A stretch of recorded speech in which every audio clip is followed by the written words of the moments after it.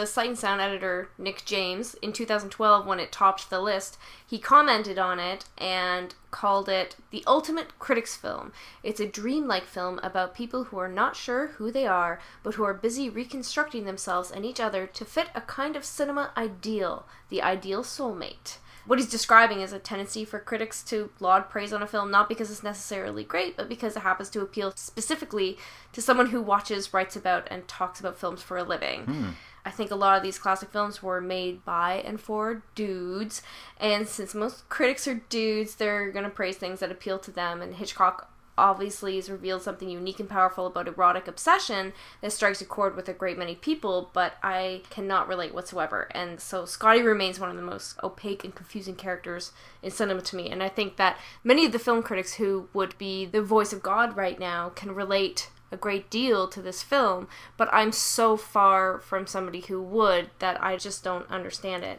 And I also think it's just in fashion right now.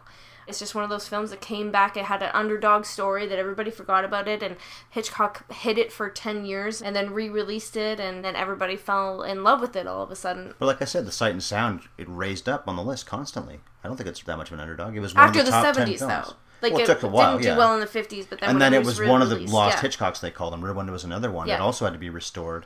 The print was in terrible condition, so the movie wasn't being seen by anybody. This was true of so many movies.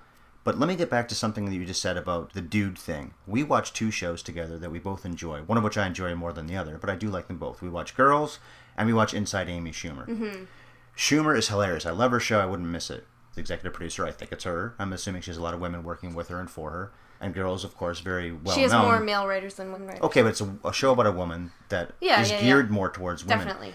And Girls, the executive producer is Lena Dunham, and she writes and directs a lot too. What you just said a minute ago, that you can't relate to that, suggests that I shouldn't be able to relate to two of our favorite shows. Schumer is just funny, and Girls, for all of its flaws, is compelling to watch. But don't you But think I'm a guy enjoying them as much as you do. Yeah, but don't you think that I relate to them more than you do? You relate to them more, but you make it sound like that's my point. You make it sound like you can't relate to Vertigo because of the dude thing, and I'm saying that I can relate to... I can't relate to Bridge on the River Kwai, but I totally love that movie. But if I can't relate to Shane, but I love that movie. I think it's not a good enough movie to overcome that, and the reason why critics love it instead is because it strikes this chord with them that it's never going to strike with me because I'm just not in that club. Then you're suggesting that we can't relate to somebody in the movie, and I'm suggesting you can relate to the shark in Jaws if you want to. I'm saying you could relate to Darth Vader. I'm saying you can relate to Scottie if you're a woman. You can relate to Amy Schumer in her TV show. If something is done right, I think you can relate to anything. Just like I've always said, if something is funny enough, no matter what it is, then it's funny. And it's going to make you laugh.